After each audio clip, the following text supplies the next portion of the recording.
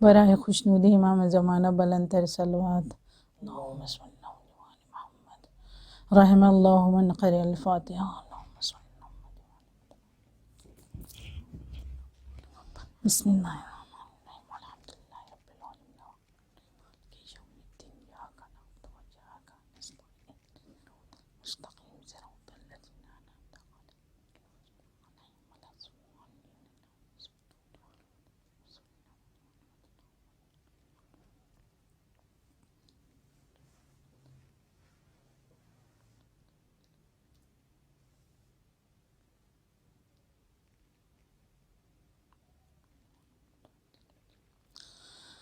لا حول ولا قوة إلا بالله العلي العظيم أعوذ بالله من الشيطان اللعين الرجيم بسم الله الرحمن الرحيم الحمد لله الذي هدانا لهذا وما كنا لنهتدي لولا أن هدانا الله لقد جاءت رسل ربنا بالحق والصلاة والسلام وتحية والإكرام على مولانا ومولى الثقلين جد الحسن والحسين أبو القاسم محمد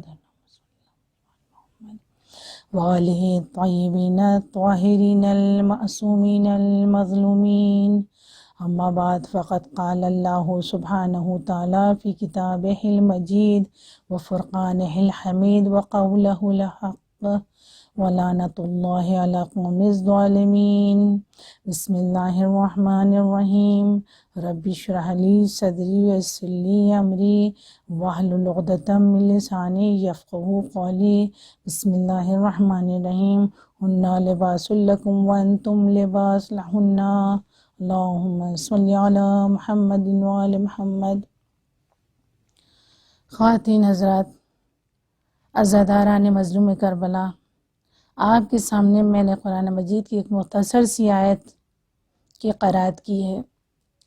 سب سے پہلے معرفت یعنی اس کلام کو جاننا، اس کی معرفت کو پہچاننا کہ جو خداوند عالم کا کلام ہے،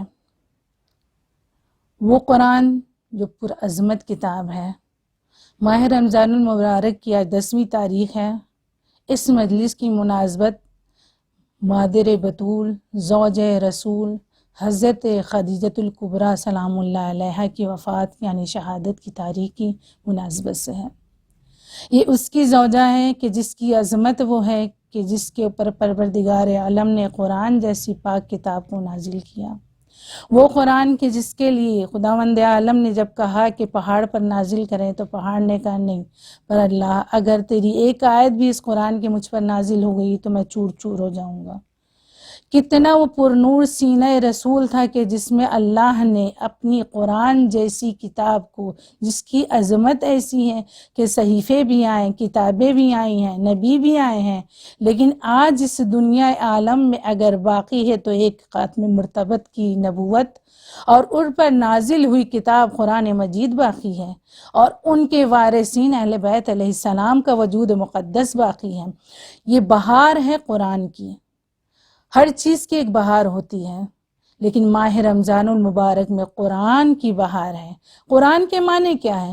قرآن جب مولا کائنات نے اس کی قراءت آغوش رسول میں نہیں کی تھی تو یہ قرآن لوح محفوظ کی تحریر تھا، لیکن جب مولا کائنات نے آغوش رسول میں اس کو پڑھا تو یہ قرآنی شکل میں آیا۔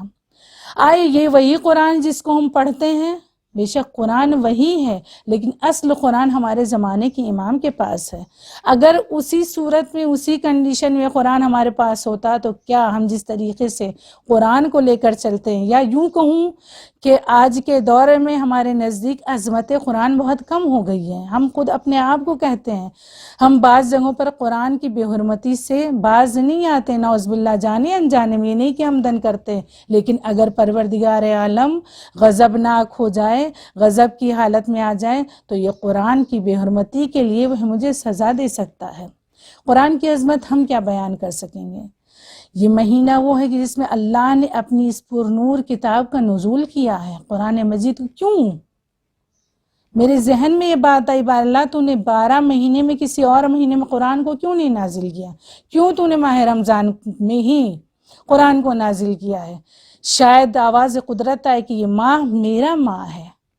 بندے سے پروردگار عالم 11 مہینے تک کہتا رہتا تو سدھر جا، تو سدھر جا، تو میری عبادت کر، تو میری طرف پلٹا، لیکن بندہ اس کی طرف پلٹتا نہیں ہے۔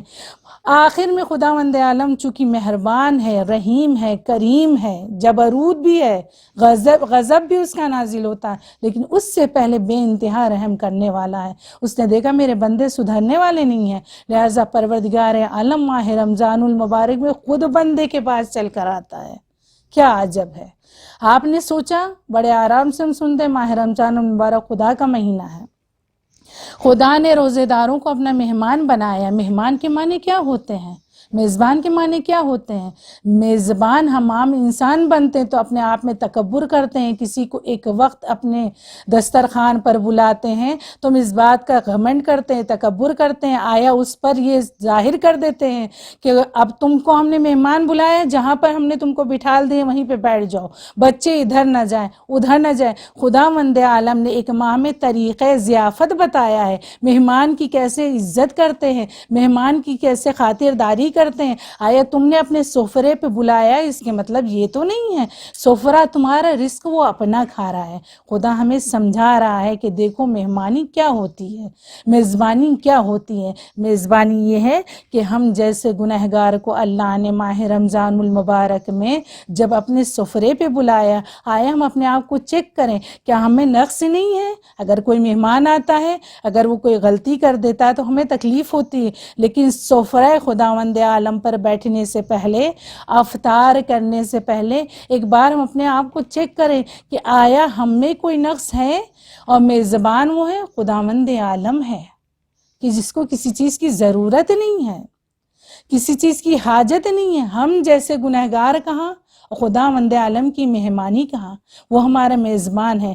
جب ہم سفرہ افطار پر بیٹھیں تو ہمیں اپنے آپ کو چیک کرنا چاہیے کہ جب دوسروں کو مہمان بلاتے ہیں تو اس کی کمی زیادتیوں پہ ہماری نظر رہتی ہے، اسے ہم کنٹرول کرنا چاہتے ہیں۔ تو جب خداوند عالم ہمیں اپنا مہمان بنا رہا ہے، ہم وہ میزبان بن رہا ہے، تو سفرہ مہمانی پر بیٹھنے سے پہلے ہمیں استغفار بھی کرنا چاہیے، ہمیں یہ چیک کرنا چاہیے آیا ہم نے ایسا کام کوئی انجام کیا ہے، دیا ہے کہ ہم خداوند عالم کی مہمانی کے قابل ہیں۔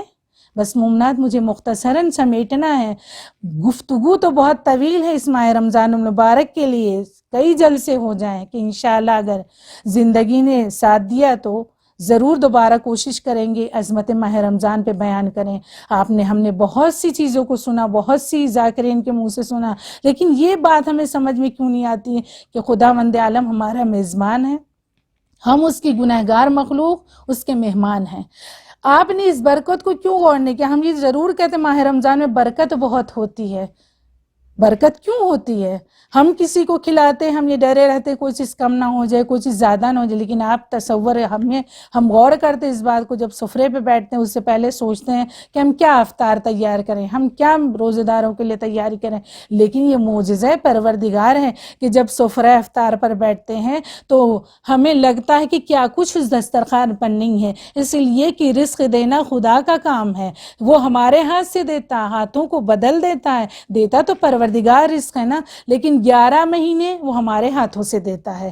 اور ماہ رمضان المبارک میں وہ خود اپنے سے اپنے مہمانوں کی پذیرائی کرتا ہے، تو اس بات کو ہم درک کرتے ہیں، ہم اس بات کو فیل کرتے ہیں، اس بات کو محسوس کرتے ہیں کہ تھوڑی سی غذا میں ہمارا شکم سیر ہونے لگتا ہے۔ اس کی وجہ یہ ہے کہ مجھے واقعات نہیں بیان کرنا، جناب سلمان نبی نے سفرہ بچھایا اور پوری مخلوقات کو اکٹھا کیا، قرآن میں یہ واقعہ موجود ہے، مجھے تفصیل سے بیان نہیں کرنا، لیکن ایک مچھلی نے وہ سب کچھ ذخیرے کا آدھا حصہ کھا لیا۔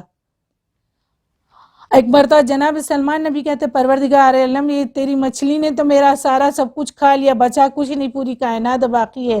تو ایک مرتبہ خدا آواز قدرت آتی، سلمان رزق دینا تمہارا کام نہیں، رزق بانٹنا ہمارا، رزق ہم دیتے، بانٹنا تمہارا کام ہوتا ہے۔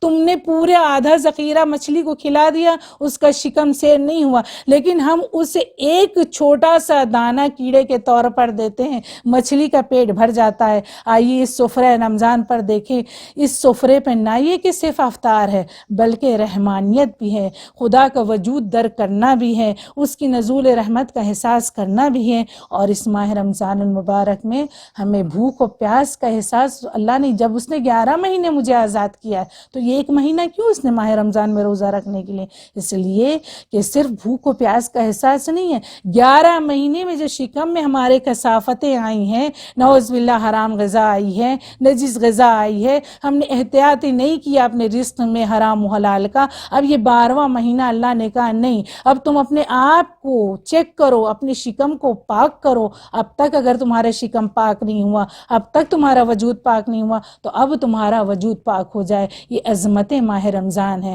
اور آج ماہ رمضان کی 10ویں تاریخ ہے۔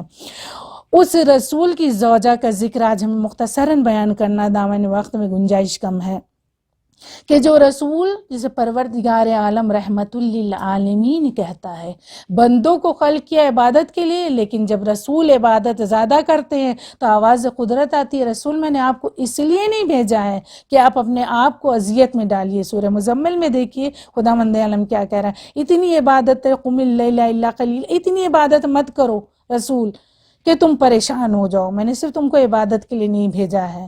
اس لیے کہ جب رسول تبلیغ دین کرتے تھے اور منافقین پر اثر نہیں ہوتا تھا تو وہ اپنے آپ کو چیک کرتے تھے، پروردگارہ شاید میری عبادت میں کمی ہے کہ میرے کلام میں تاثیر نہیں۔ یاد رکھی مومنات، کلام میں تاثیر لانے کے لیے اپنی زبان کو حفظ کرنا جو ہم نہیں کر پاتے، ہم خود اپنی بات کرتے ہیں، نفس کو پاک کرنا جو ہم خود کر نہیں پاتے ہیں، قلب کو پاک کرنا ہے جو ہم کر نہیں پاتے، لیکن انشاءاللہ ماہ رمضان المبارک میں اس بی بی کے صدقے میں جس کی آج شہادت ہے، شہادت اس لیے کہتے ہیں کہ ہر معصوم اور ہر اہل بیت شہید ہوا ہے۔ ایک تو یہ وجہ ہے کہ اہل بیت پر اور معصومین پر ظلم بہت ہوا ہے، دوسری وجہ یہ ہے کہ جو بھی اہل بیت کی محبت میں دنیا سے جاتا ہے، وہ چاہے اہل بیت کے گھرانے سے ہو یا ازواج رسول میں ہو یا اہل بیت ائمہ علیہ السلام کی ازواج ہو، کوئی بھی خلاصتاً، تو وہ جو کہ اہل بیت کی محبت میں دنیا سے جاتا ہے، من مات علی حب آل محمد ماتا شہیدہ، رسول اللہ صلی اللہ علیہ وسلم کی حدیث ہے، تو ان کی شہادت ہوتی ہے۔ ہم جیسے گنہگاروں کے لیے پیغمبر نے کہا ہے کہ اہل بیت کی محبت میں جو دنیا سے جائے گا وہ شہید ہوگا۔ تو جناب خدیجۃ الکبریٰ کی عظمت وہ ہے کہ آج 10ویں تاریخ ماہ رمضان کی ہے، اور حق ہے ان کا کہ بیان ہو جگہ جگہ۔ میں یہ کہتی ہوں عشر محرم کی طریقے سے اس بانی اسلام کی زوجہ کے احسانات کو پیش نظر رکھتے ہوئے ہمیں عشر محرم کی طرح اس مجلس کا اہتمام کرنا چاہیے۔ کیوں؟ کسی ازواج رسول نے پیغمبر سے آ کے کہا کہ آپ کو جناب خدیجہ سے بہت محبت ہے، مگر ان میں کوئی خاص بات نہیں ہے، ہم جوان بھی ہیں، ہم خوبصورت بھی ہیں، ہم سب کچھ ہیں، لیکن ان کے مرنے کے بعد بھی آپ روتے رہتے ہیں، اب چلی گئی تو چھوڑیے، ہٹائیے، نعوذ باللہ۔ پیغمبر کیا کہتے ہیں؟ کوئی خدیجۃ الکبریٰ جیسا ہو ہی نہیں سکتا ہے، اس لیے خدیجہ نے جو کیا ہے مجھ پر وہ کوئی ہماری ازدواج یا کوئی کائنات میں کر ہی نہیں سکتا ہے، اس لیے خدیجہ نے ساری ثروت کو ہم پر نثار کر دیا، اپنی زندگی کو جو ایک بادشاہت کی زندگی تھی ایک درویشی زندگی میں منتقل کر دیا۔ خدیجہ نے ہماری ایک سانس سانس پر ہمارا ساتھ دیا۔